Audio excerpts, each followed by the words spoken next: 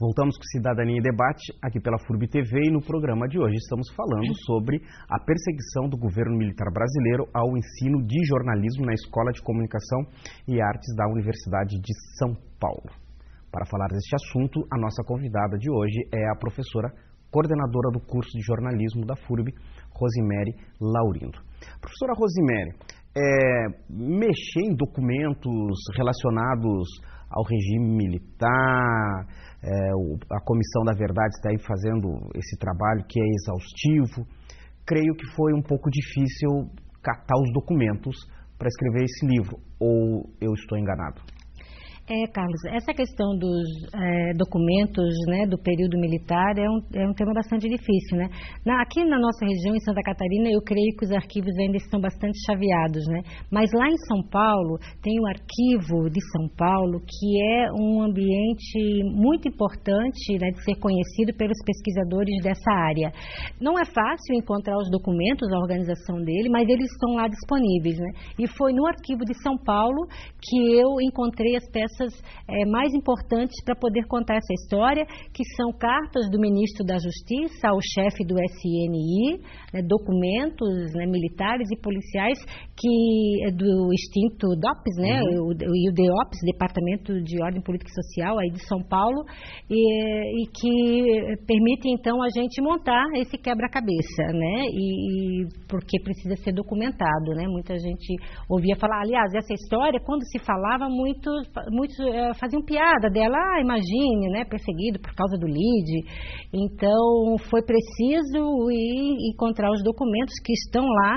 Aliás, é muito importante dizer que esses documentos só são acessíveis por conta do período democrático que a gente está vivendo, né, de governos que sabem da importância da memória, né, para que a gente continue numa sociedade democrática e que a gente construa um futuro ainda melhor, porque se a gente não tem essa memória de todo esse estrago que foi feito no passado, né, as novas gerações vão estar achando eventualmente que um autoritarismo aí pode ser alguma solução para problemas do futuro, e nunca será, nunca será em nenhuma região desse planeta, eu acredito. Nessas pesquisas você colhe um depoimento do Antônio Cândido, um dos maiores pensadores do Brasil, né?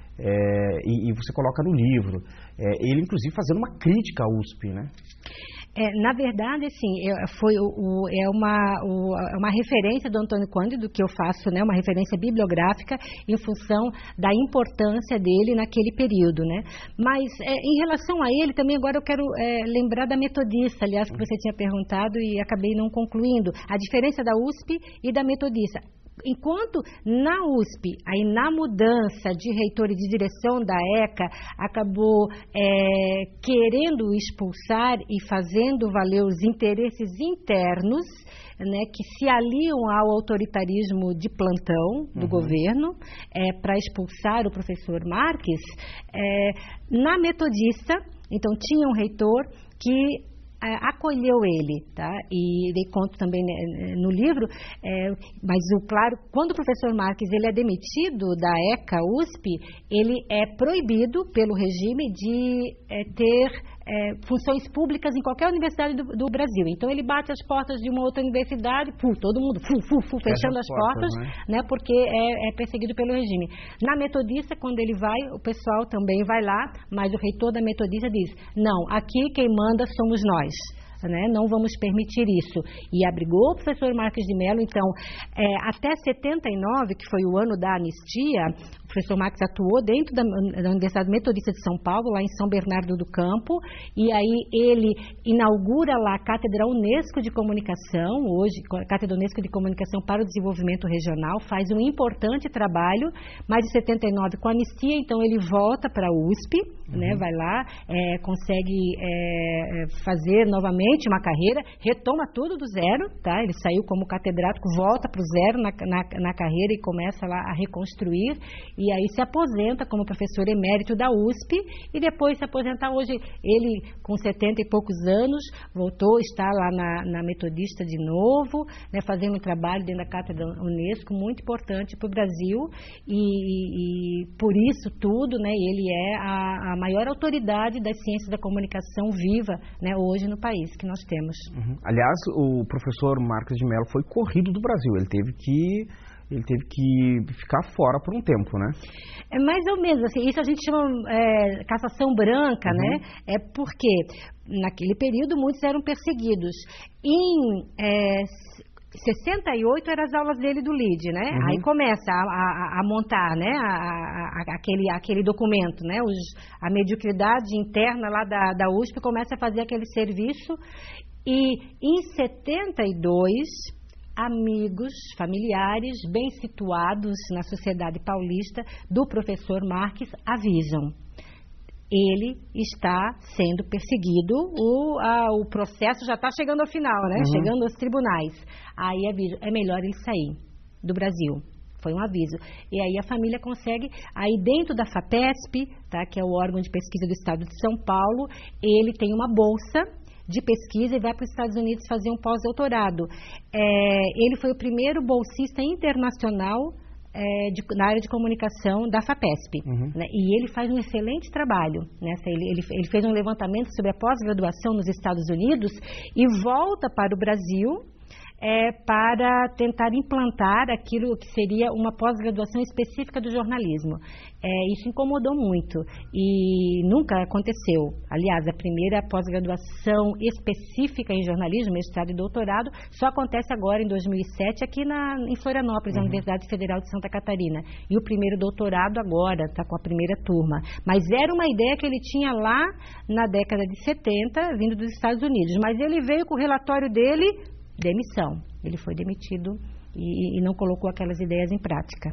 Professora, fazendo aqui uma reflexão, será que a pós-graduação na área de comunicação e na área de jornalismo, você conta agora que é a UFSC que vai ter mestrado e doutorado, será que essa dificuldade vem muito por conta do regime militar ou está atrelado isso aos políticos não terem interesse em colocar pós-graduação nas demais universidades do país?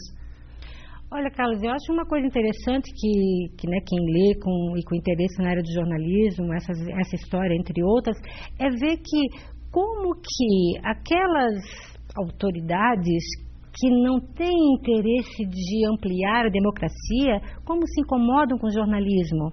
Que incômodo que causa. E se você for atrás da história de todas as universidades e cursos de jornalismo que abriram pelo país, todos têm uma resistência. E uma resistência que vem, sobretudo, das forças mais retrógradas, né? Daqueles que não conseguem perceber a importância do conflito em termos de buscar uma sociedade, né, mais justa e que sempre vai ter conflito, mas que tem que haver o diálogo.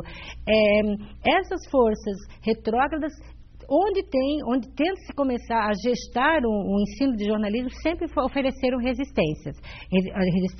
Lá na USP, foi aqui, lá na UFSC, em Florianópolis, também aqui em Blumenau, houve casos semelhantes, e na pós-graduação também, porque se na graduação, para formar profissional, é um incômodo, imagine para você formar ciência sobre isso, né? Aí é um incômodo maior também, já amplia o leque de pessoas incomodadas, né, com esse saber. E o jornalismo, pensando no jornalismo hoje, é óbvio que a linguagem jornalística ela precisa ter um processo evolutivo, muito por questão das novas tecnologias. Você é a coordenadora do curso de jornalismo e com certeza nós devemos ter alguém assistindo o nosso programa com interesse em fazer um curso de jornalismo. A linguagem jornalística, nesse processo evolutivo, a linguagem jornalística brasileira, como que a gente poderia pensá-la hoje?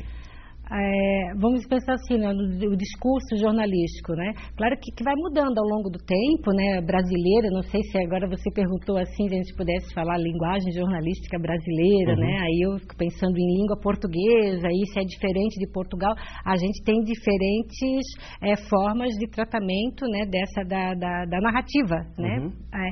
Sobre o cotidiano, né? Que essa é a função específica do jornalismo, o que ele tem de diferente das narrativas, de tratar o cotidiano, né, com esse profissional, né, que ele se torna testemunho, né, que ele faz um corpo a corpo com a vida, né? Eu acho essa função básica, que é uma forma social de conhecimento cristalizado no singular, né, onde vai estar esse sujeito que vai fazer a mediação, eu acho que ela é a mesma, né? Agora, vai se alterando, né, os suportes que a gente tem para tratar com isso. Então a gente tinha, né, no passado e nesse período aí do regime militar era muito forte o impresso, né? O jornal impresso era muito importante. Hoje já não tem essa importância tão grande. Hoje a gente tem a importância maior em relação àquela época, é a televisão, né? Então a televisão agora, né? E a internet também, mas a gente vê que a televisão ainda tem uma força muito grande por conta dos canais abertos, de estar em todos os lugares, as empresas que a gente tem monopolizando a informação. Mas claro que depois aí vai ter a convergência mediática que vai se juntar, né, com o que a gente encontra na internet. Então, isso vai mudando, mas a função do jornalismo continua tal e qual, né, enquanto a sociedade precisar, né, de sujeitos que vão fazer esse corpo a corpo com a vida.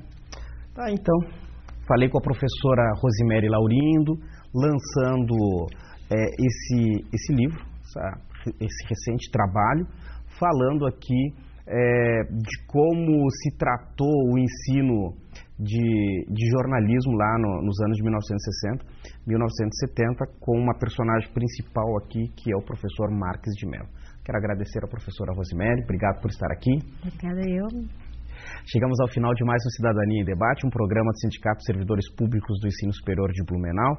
Quero agradecer mais uma vez a presença da professora Rosemary Laurindo, que falou do seu recente livro AI-5 na Academia e a perseguição do regime militar ao ensino de jornalismo na USP.